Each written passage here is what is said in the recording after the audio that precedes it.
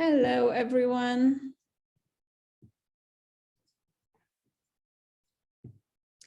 Thanks for joining us today. I think a few people are connecting to audio, so let's give them a minute and we can shortly start. So the first thing to say, this meeting is being recorded, so feel free to keep your camera off or on. It's up to you.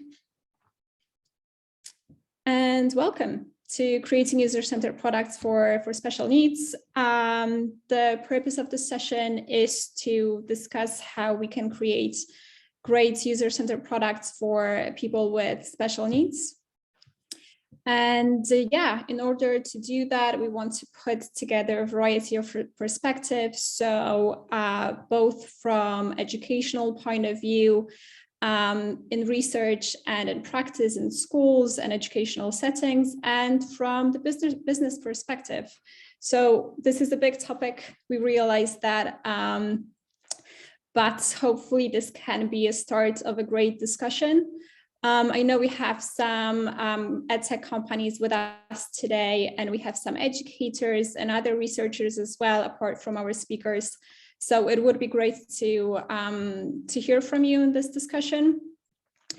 And we've got a couple of points today to discuss. So without further ado, let me just quickly run through the agenda. I will introduce speakers and we can make a start. So we will do a quick introduction, who we are, what we do, and then we will discuss the importance, benefits, and challenges of combining research and practice from the research perspective. So we're going to hear from our fellow academics from the University of Birmingham. And then we will discuss two case studies from Keynes and Cosmo by Felicia. So we're going to hear from EdTech perspective as well. We have a survey running as well.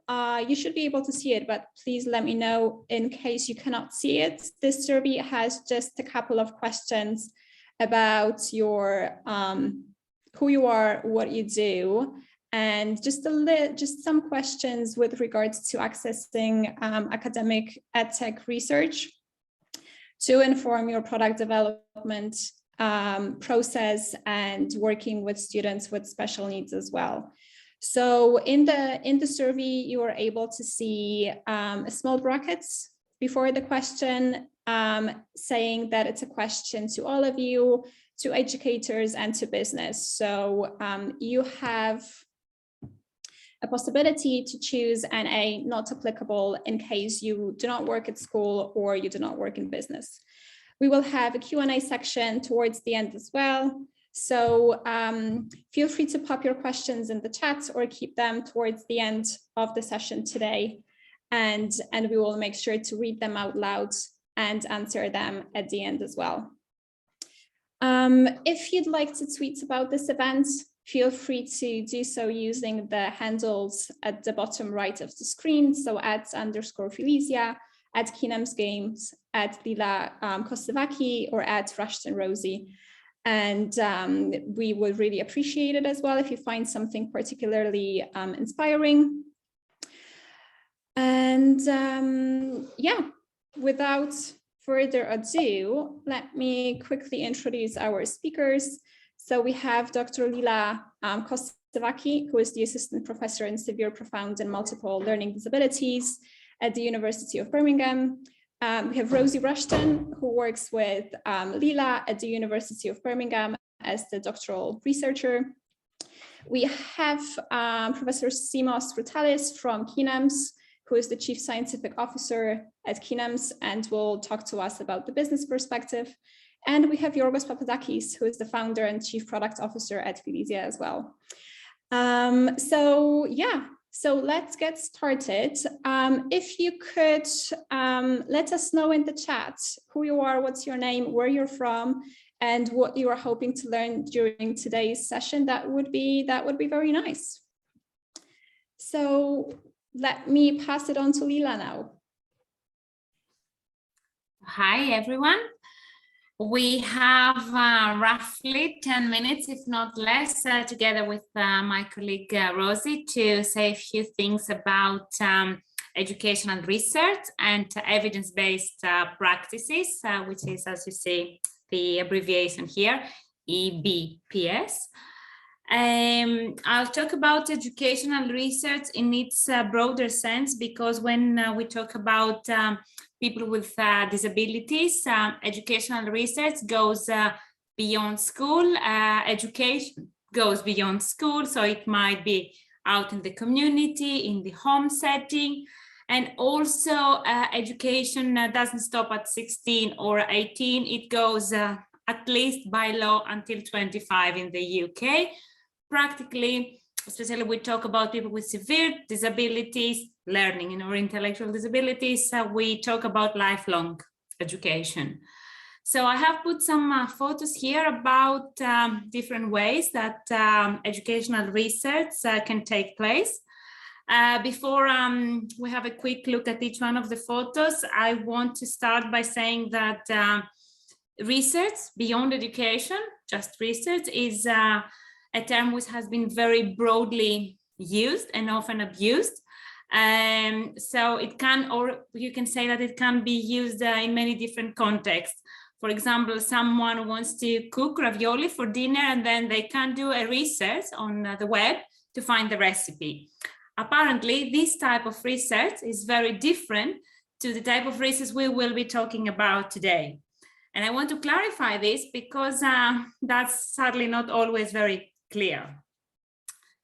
So you can see that the typical ways of doing research, educational research, might be by observations, as you can see on the top left of the screen. Somebody goes into a classroom and just keep notes of what is happening. Just below this photo, you can see some people in a group. We call these group interviews or focus interviews, where a group of people with similar characteristics, in the case of a school project, it might be all the members of staff working for a classroom, having a group interview to discuss. And these are very important in order to build on each other's views. On the bottom right, you can see in one-to-one interview format. So there are certain topics, because of ethics, because of time, we might decide that we need to do research on using one-to-one interview formats. Above this photo, on the top right, you can see someone filling in a questionnaire, which can be another way of getting data for an educational project. And then in the middle, you can see at the bottom a literature review project from some time ago, when we used to have books, or at least some books to do review from. So doing a systematic review can be another way of collecting data. And I will finish with this cute baby at the middle, where you can see it's not that common, but there are research projects that they might use some devices like an EEG in this case, or other devices which can measure the heart beating, or how much someone sweats, in order to get some data on anxiety level, engagement, or all sorts of different things. And they might happen in real world environments outside labs. Before we move to the next slide, I want to, I'm not aware how many of you might have heard of the expression evidence-based practice. It is something that we tend to use quite a lot recently at the universities. So evidence-based practices are practices like skills we use in the classroom, or intervention strategies that they have been researched, and they have shown that they are effective. If we can move to the next slide, please, Eva. So I'm not entirely sure whether you all come from the UK. Most of my examples here are from the UK in the US, but that's the case around the world. That especially in the recent years, and by recent I mean in the last 10 years and at least 5, there is a push for schools to do research. The first point here is from a policy document in the UK, in which it is stated clearly that research should be used in schools to support good practice. We have known for at least 20 years now that we need to use evidence-based practices in order to teach everyone in school, including people with quite severe disabilities. The question is whether we are actually doing it or not, and there might be many reasons as to why we might not do it in schools. And we will possibly say a bit more in the questions and answers later on as to why we might not be using so much research in the school if we don't. We think that it's extremely useful to use research in order to improve school practices, because this way you don't have to try out things yourself. You can read a study about another researcher who used the exact same thing you are about to use, and then try to see what worked and what didn't work, and make a decision whether you want to use it with which cohort of students, or you might decide in the end that that's not at all for your setting because it didn't work in a similar situation. So it's a lot about gaining time and not wasting your time when we all lead very busy lives and we have very busy jobs. By reading and accessing previous studies, we can avoid reinventing the wheel. And also, it's very important to use certain types of research. I would like to finish my part by making you aware, or bringing to your attention the Nothing for Us Without Us movement, which is an activist movement from people with disabilities back in the 1990s.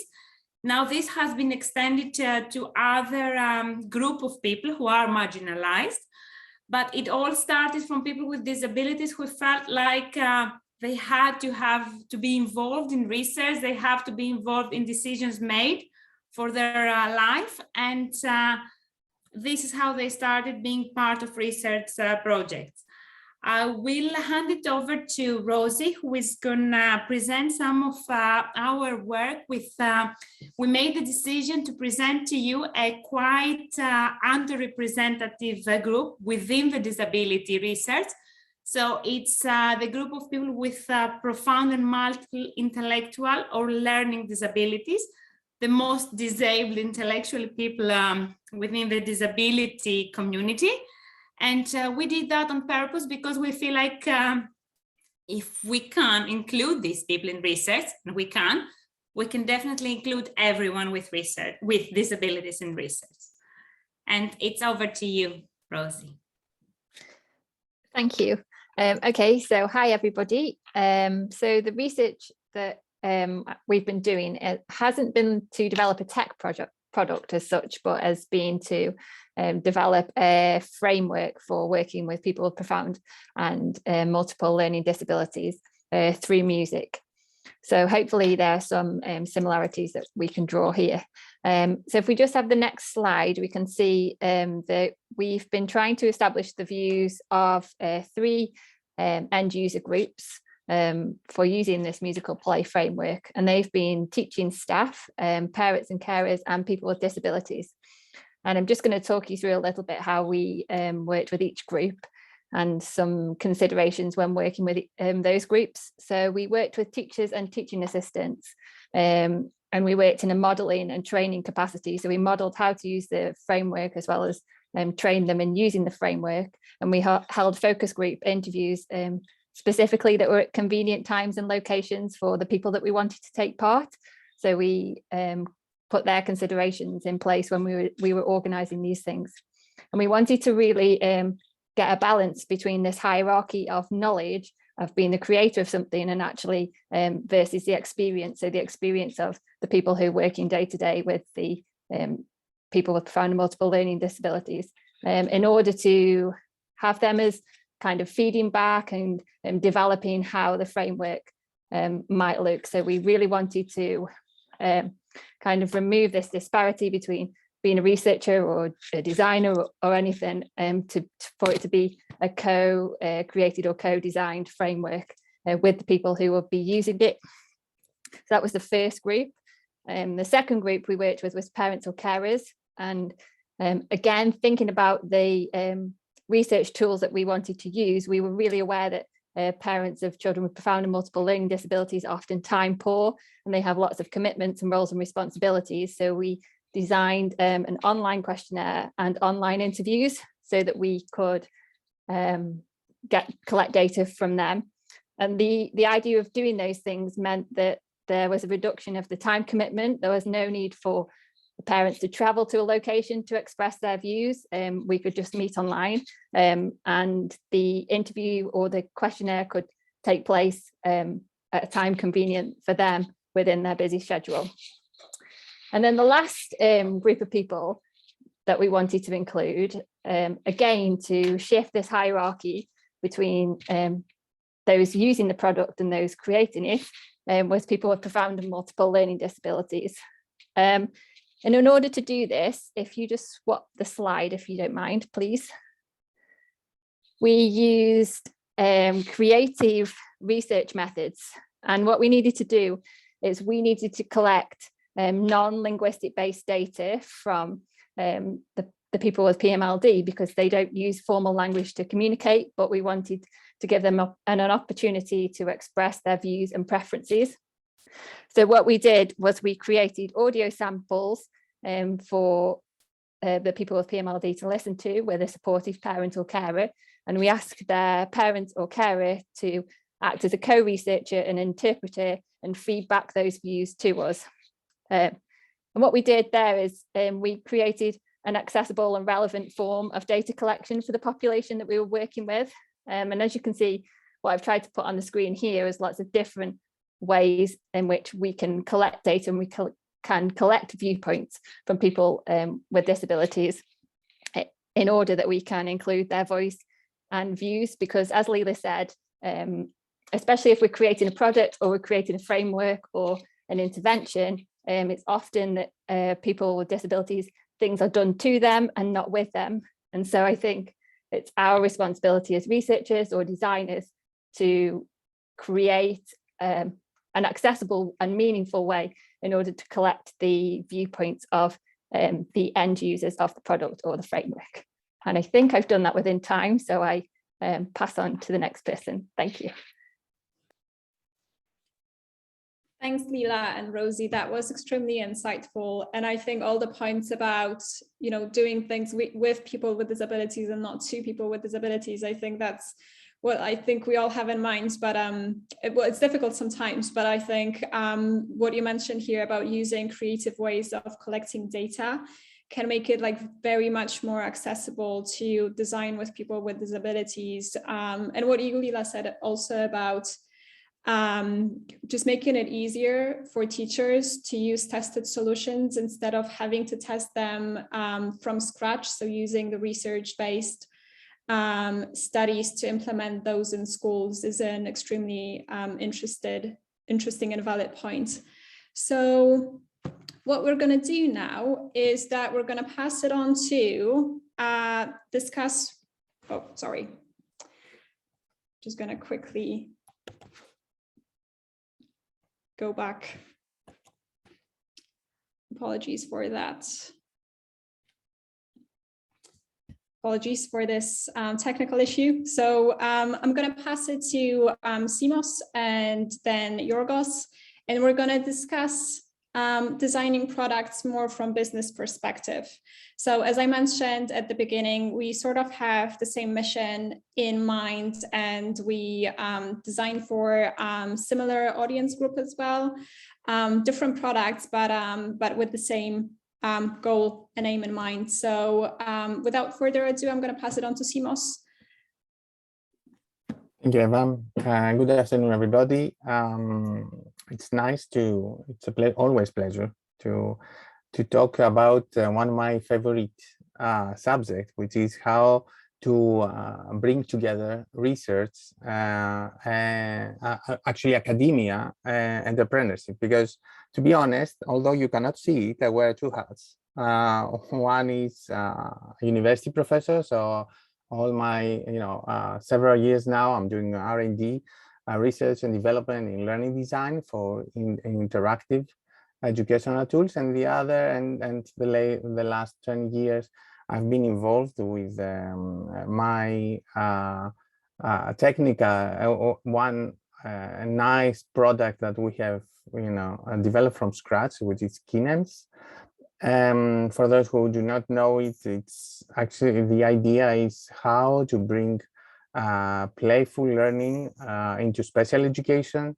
And the key idea is how to give more active learning to the students and help them learn academic skills, math and literacy, because we are talking about pre-K, kindergarten and elementary schools, but on the others,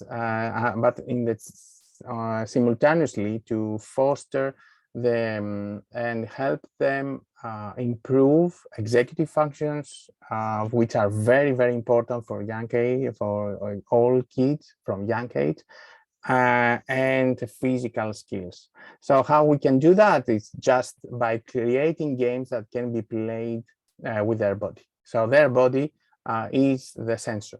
So they freely play, but they play digital games like they could play, a natural games. So, and what is unique about, if we can show in the next slide, is that the key idea is that we don't only care about the interaction, we monitor and we measure the progress, and we progress not only the learning analytics, but also kinetic analytics. And this is for the very first time that we have a lot of data. And now it comes, what can we do with all this data? So it's not only for the teachers to monitor the progress, but can we use them for doing practice-based research? Can we do it for research, evidence-based practices? And the answer will be yes, when I say in a few moments. So in general, we have a suite of games, several ones. The next slide, and you can see it's visually appealing. And the key, the innovative thing is, and this is the tricky point, and this is how we love to work with the teachers and researchers. And just to open a parenthesis, with Lila, we have started working together for, 2-3 years ago. One of my researcher and designer of learning interventions used to be a little student, so we have the bridge, but and this helped a lot in putting everything into practice. So what we try to do, and this is why it is challenging, how to do research and design first and then research. We offer the games not only with the movement, as we said, but in different modalities, which says with the same games can be played with tablet in order to promote fine motor skills instead of gross motor skills. And also different things you can do with the tablet, different things with a large screen with your body. We offer the same games that can be used with pen and pencil. So they are printables like worksheets, and they can actually use their pen to interact and solve the questions. But also we have tangible objects as a collaboration station. I'm not going to spend more time on Keynes, because what I would like to say is that when you have a tool that can be used in with different modalities and different ways, then it's more challenging to see what works and what doesn't work. and what is its and why it should be, you know, used in one way or in another way. And this is why research and evidence-based practice comes, you know, it becomes important. And so to generalize, if I can go a little bit in the next one, is that and I will let's skip this. I mean, we have, you know, it's a fully designed and we can do that. No, I mean, let's skip that and let's put, you know, thank you, Eva. So as I said, this Keynes has a, you know, in its DNA has research and development. So it's, we focus a lot on participatory design, and several, you can find everything there in order to understand that. So what is very important is that we focus a lot on actual research, and this is something that is very, very unique, very important, as previously said. We don't need to reinvent the wheel, but we need the wheel of actual research. Which means that we have ideas. We know some ideas work, but do these ideas work in specific context? And we have to validate that.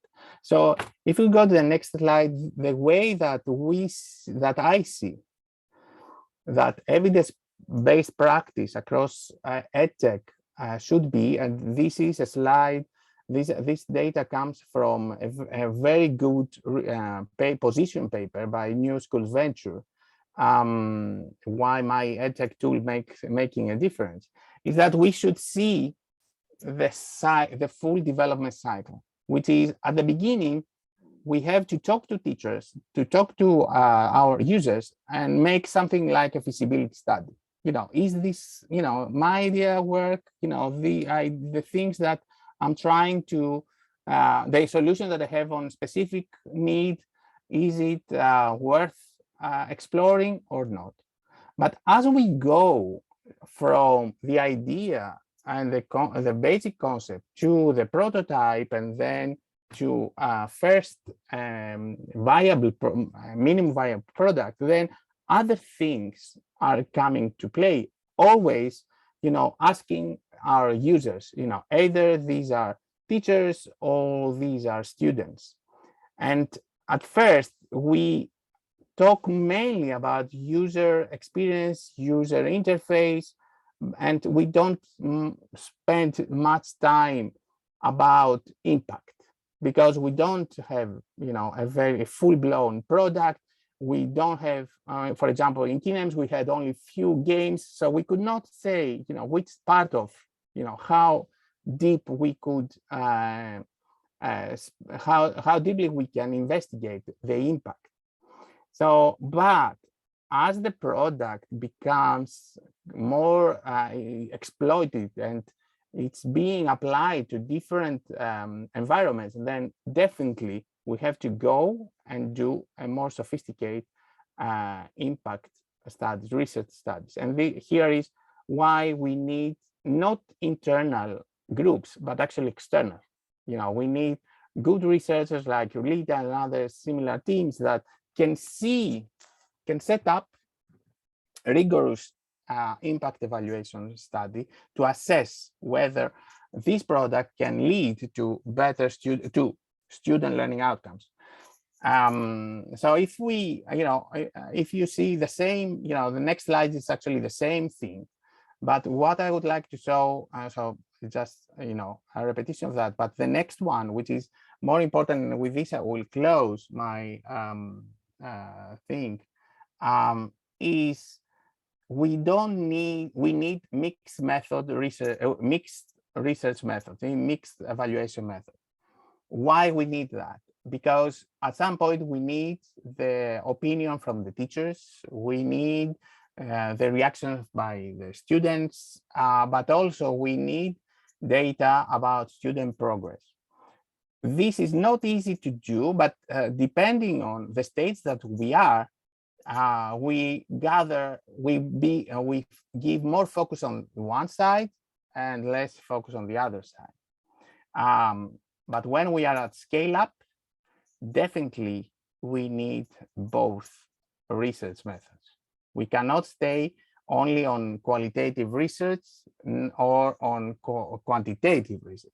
We need data from both types of research. And we need to hear the opinion of teachers. We need to see the reaction of students. We need to have very sophisticated data analysis that will show whether there is impact or not. I don't believe, just to make a statement here, I don't believe in comparative study that much, because every tool has different affordances. I believe on impact studies, because because a tool actually it can be used under specific conditions, and these are the ones. These conditions can be found after good communication with research groups that go into classrooms and check what works and what doesn't work. With all of this, I can pass. Thank you very much for the opportunity. I can pass to my friend George.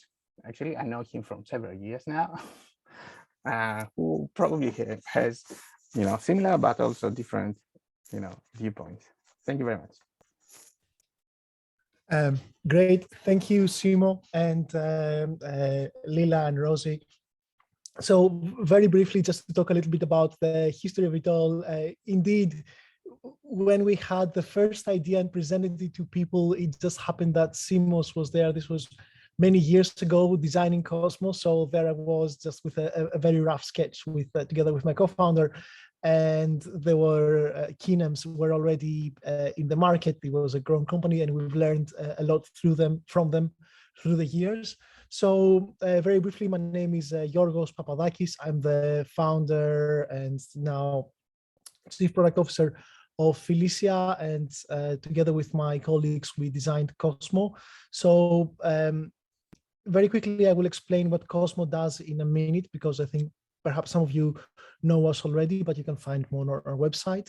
Then I will talk about our research, and especially what we learned, how we implemented what we learned from research. So if we go to the next slide, you will see this is Cosmo, and it comprises of smart buttons. You can also see me in the video here holding one. These are devices that you can press. Each one of them can take different colors, meaning that they're not only input devices, but they can light up and they can notify you of something. And then these buttons connect with our software application, which has a suite of 30 games and activities that have been designed by teachers, therapists, to help train different skills. So if we move to the next slide, very quickly, the way that you use Cosmo is the buttons can light up and they show you a pattern that you need to repeat as part of a memory game.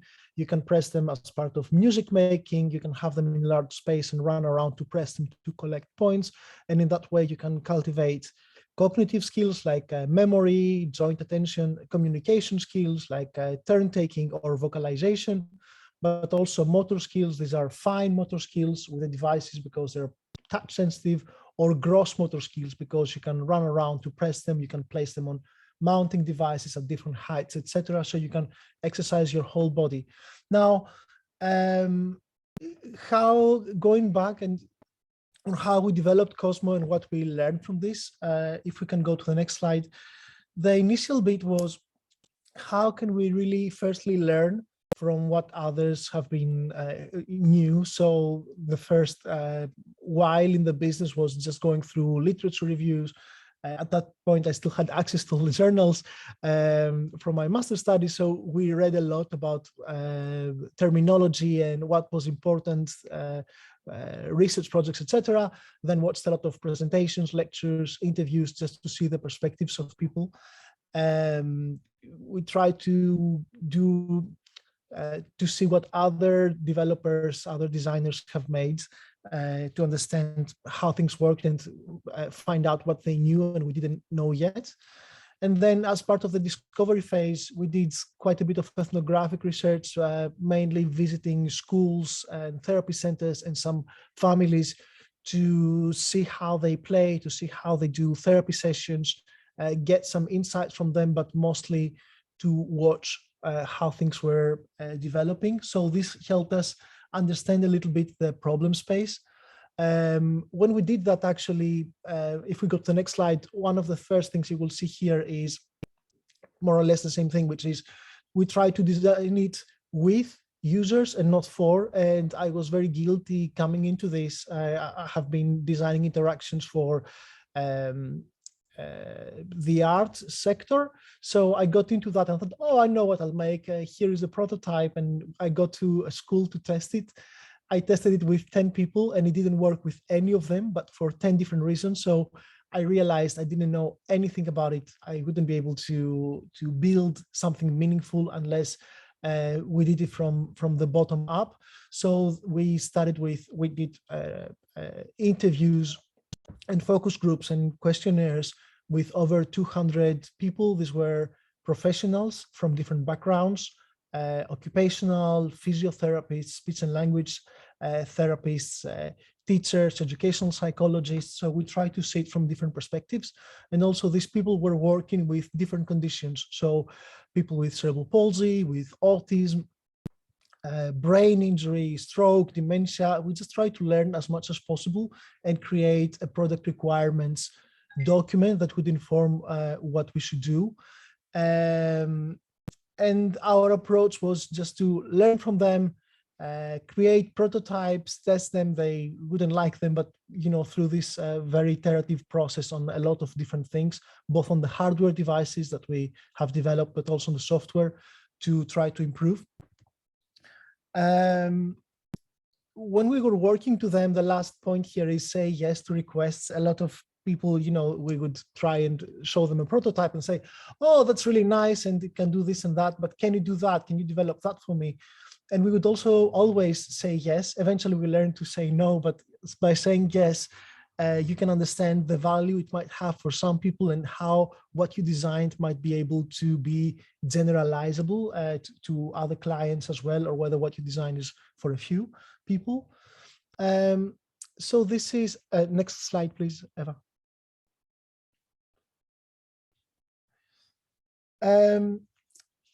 One of the things we learned is inclusive design is good design. So we try to design for the most severe cases, people that had profound and multiple learning disabilities, but also lots of physical constraints as well. And when you design for them, you can then expand and generalize, and it works for more people, and it works very well for them as well.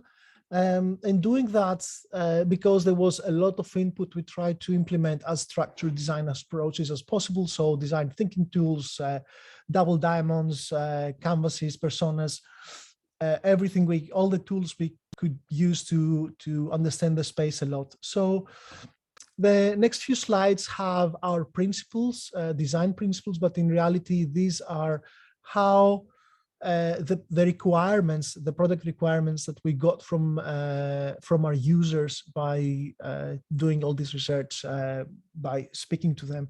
So very quickly, because all of these people were working on different conditions, we realized it needs to be very versatile and adaptable. Everyone was using it in lots of different ways. This could also mean that it could be used on one-on-one situations, but also in team settings, solo. We could try to have the system be as far away from the screen as possible. And I can see the time is, so it's already 5:40. So if we can move on to the next slide. We could try, oh, sorry, the previous one, Van, sorry. How it could help teachers deliver the curriculum or their therapy settings, how it needed to fit into learners' daily routine. And these were all very important things if you wanted the system to be adopted. If we move to the next one. Thank you. Because we work with people with additional needs, we try to make something that's very simple and intuitive, so you wouldn't need instructions to use it. It would be reliable and working out of the box, meaning if you work in a classroom, delays in technology can upset the classroom, or it can keep away teachers or therapists that are not very technology savvy. Because we work in this with this audience, we try to make the system sensorily engaging in terms of product textures and colors and all of these things, which you understand only by working with learners, and it's part of the qualitative research. You see responses and you adapt accordingly. And of course, if you make something, people need to be able to repair it, to connect with it quickly, that they wouldn't have to charge it all the time, and it would be very robust. And if we move to the next slide. Going to classrooms, but also through the quantitative research, the surveys we've done, we could see things get mishandled in a special classroom. Therefore, we had to make something that doesn't break, or when it does, it kind of fixes itself. We did that through a lot of iterations in technology.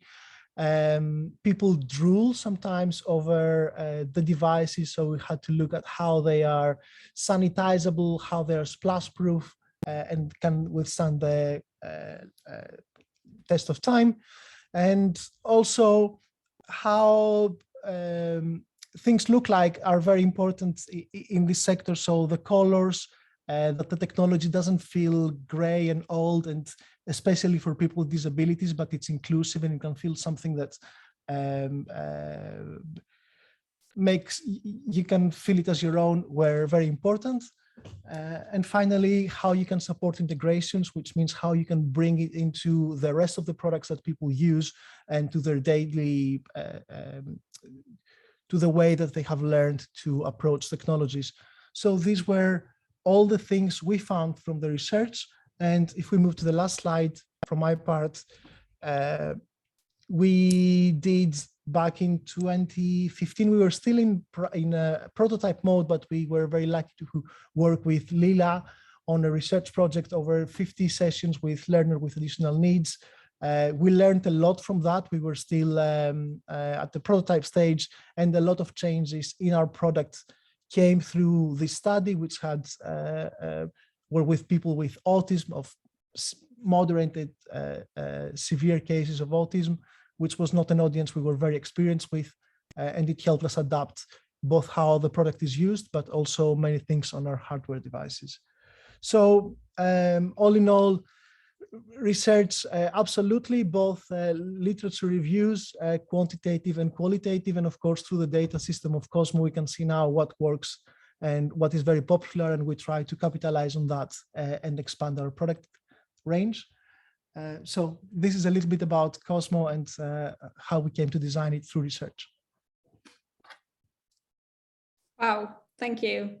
Thanks, thanks everyone. Those were some very, very good points. And yeah, everyone, I think, as you can see, it's sort of discussing the same, well, it's discussing the same subjects from a variety of perspectives. And as I'm sure you could have seen, there are a lot of common points that Rosie, Yorgos, Simos, and Lila raised during their talks today. So, so very, very insightful. We're going to move to the Q&A section, and thank you everyone for being so mindful of the time. That means that we have some substantial time for the questions right now as well. So yeah, I just looked at the results of the survey. So thank you everyone for taking a couple of minutes to fill it out. And it's very interesting. So as you can see, the first question was, what is your job role? And it's quite a varied audience that we've got today, which is exactly what we were hoping to achieve. So we have some educators with us, product managers, researchers, product designers, UX designers, EdTech professionals, and other job professions as well. And we have 70% of the audience following academic research in EdTech, and 30% not really following the research. So it would be interesting to know from those who said that they don't follow the research, to see why, and maybe what are some of the obstacles you find to accessing academic research. How often you read academic papers? I think the predominant answer was on a yearly basis, and then on a monthly basis. And 20% of the people said that they access less than once a year. And yeah, 40% of the companies have worked with researchers to develop their products. And yeah, a couple of last questions as well. We have teachers, definitely more teachers that do consider research when choosing new tech tools for their students, which is amazing. And that is predominantly done online. And yes, Lila? Just I would like to say something here. I think we all infer to it, but as far as I remember, none of us mentioned that very clearly, that both Felicia and Keynes, they have worked with educational researchers, or if you want to call yourselves researchers who have the background of special educational needs, because I want to highlight the importance of doing so. In order to develop these research designs, of course, we don't expect people who have a background in technology or teachers who haven't got a background in research to be able to design the right research design. This is a not very easy thing to do. So if you are a designer, please do consider a researcher when you develop your products. Don't waste your money anywhere without getting the views of someone. And if you are a teacher, make sure if you buy a technology product that you want to invest money on, that you look before whether it has any research evidence and how they have collected this research evidence. Is it a top-down approach? Is it something that they have co-created with staff? I think that's very important, because if it is a product that has been developed in a lab, it's not very likely that it's going to work in your school. And if you can find a product that has been developed and trialed together with educational researchers, it's very likely that it will work in your setting. Thank you, Lila. Thank you for this clarification. So, so I've got a couple of questions to each of you. And my question was first to you, Lila. When we talk about teachers referring to academic research to buy tools for their students, how do you think we could make it more more streamlined, a little bit easier for teachers to access academic research as well? Because I'm just thinking from the perspective of being an ex-educator as well, that sometimes it might be a little bit tricky to access academic research if you're at school, because you don't have a lot of time and maybe there aren't enough CPD opportunities as well. So, and for some educators as well, the scientific language, although I know that it's becoming a little bit more easily comprehensible in the last couple of years, still might be a little bit overwhelming. So I guess this is a very broad question. How do you think we could bridge that gap a little bit more between teachers and for teachers to be able to access scientific research a little bit more frequently? So actually, some of the questions here was, what do you consider to be the top challenge to contribute to, oh, sorry, no, that was a different question. So yeah, I'm gonna stop now. Lila, over to you. Before I answer, can I ask if we can stop sharing the screen? I think that will make communication a little bit easier.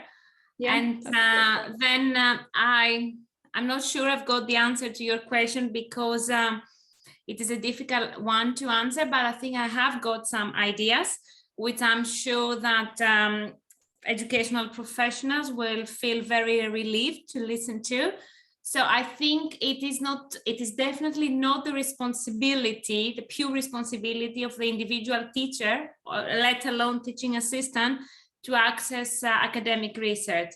I think we as academics have more responsibility to try and reach these people. So not many of us, but a few of us are going to conferences which are geared for teachers, or publish some lay summaries of our academic papers in magazines which teachers read. We don't expect people to understand jargon, and I can think of many papers that are not appropriate for everyone to read them. But then it is down to the researchers to make sure, especially if you do research for schools, you make sure that at least you try your best to find ways of getting this research to the teachers. If you have someone in your setting who does a master's degree or a postgraduate degree, this person might be the best person to talk to, because they seem to have an understanding about research. They might give you advice about where to look at. And then I guess it's the responsibility of the senior leaders in schools to make sure that they pay for teachers to go to conferences, that they subscribe to certain less academic journals. I mean, in terms of special needs, there are so many which can be very easily accessible by teachers, like all the nascent academic journals. I'm talking about the UK here now, and I'm aware that this might not be relevant to everyone, but there are journals like the Support for Learning or British Journal of Special Education, Good Autism Practice for people who are into autism. These journals, they are not difficult to follow. So the statistics, the data collection methods they're using, you as a teacher or even teaching assistant, it's very likely that you will be able to follow most of it. The problem with that is that schools need to pay subscriptions to that. And then it's down to the leaders in the schools to make sure that this is happening. It's a very important question, because I am aware, and I think just one final thing, many of the papers at the moment, they are published open access. Again, I am aware that I'm having a very UK perspective here. I don't think this is the case everywhere, sadly. Hopefully that will happen in other countries as well. So many papers are open access. Try to find the journals which you can follow and subscribe to them, and try to read as much as you can, or go to conferences where research is being presented. Thank you. That was a very broad question, so thank you for this extensive answer. We've got a couple of questions in the chat. So there's a question to Rosie. And it is, I would like to know a little more about how responses were recorded after listening to the music. Yeah, thanks for the question. The responses were recorded by the parent or carer using the online questionnaire tool. And there was an option to record either a positive, negative, or no response to the music. And then there was space to describe the response of their child or young person in more detail if they wanted to. So hopefully that makes sense.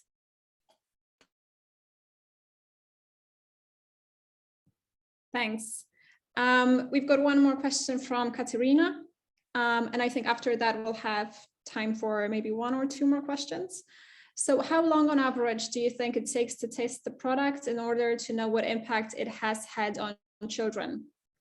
So I think that will be a question to all of you. So if you've got some specific numbers in mind, then feel free to speak.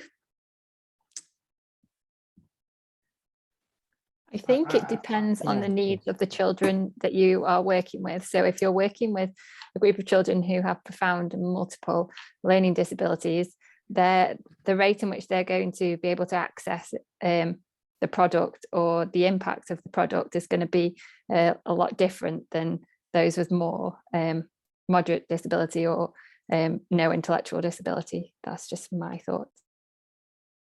Thanks, Rosie. Do you have anything to add to it, Simos, Yorgos, Lila? Yeah, I would go I mean, I do not disagree, actually, but I cannot fully agree on that for, because of I cannot generalize for that. I would say the following. First of all, we have to see if it is A/B testing. So if we want to see change, we definitely need to know how long, one should work on specific goals with the kid. And also one very key element for special education is transferability of tasks and also generalization. So you can see children doing well and can performing well in specific environment, in digital environments, but cannot generalize their skills in real life situations.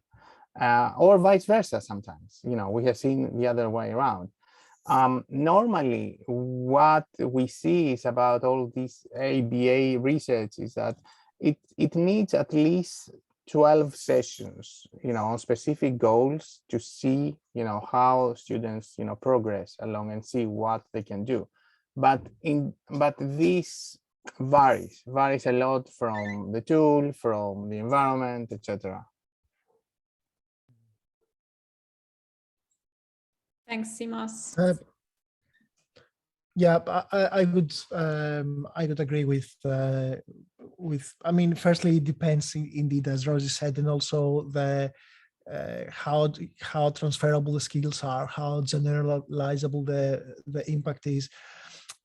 One of the questions maybe is after what stage can you feel like what you're building can have an impact, so you don't measure it very well, and maybe you're not ready to pinpoint. If you want to be specific about what it is, then I think you need to work with universities or with researchers, because they need to provide the ethics framework, the background. They're gonna everything that you really need to understand your impact in a more rigorous way, instead of, as a designer, you might get into wishful thinking. That said, for us, we could see that, okay, we have something that might have an impact, and now it's time to go find it. But we knew that there is something there when we were working with a lot of people and teachers, practitioners, that were telling us, this and that, we know that it works well. And now that you do it, we can see that, the learners being excited. We know that this type of thing helps in this and that. So if you kind of, you cover these things, you know that, okay, I'm probably having some impact. Now I can go work with professionals to help me understand what that impact might be. But this qualitative initial step is where, the first step for us. Thanks, Yorgos. Thanks. So I think we'll be wrapping up shortly, since we've got a minute left. If you have any other questions, then I've just shared contact details to Felicia, Keynes, and Lila and Rosie from the University of Birmingham as well. So feel free to use those contacts to get in touch with us. When we end the call today, there will be a short survey with a few questions about today's events. So if you could take a minute to fill out the answers, that would be very much appreciated. And the recording of the webinar will be shared with you following the event via email, and it will be available on our YouTube channel as well. So I will share the link to that with you after the event today. But yeah, thank you for joining in, and thank you to our amazing speakers. Hopefully that's just the beginning of that conversation, as that's a massive topic to discuss. So yeah, we're hoping to stay in touch with you, and thanks for joining in today. Thank you very much.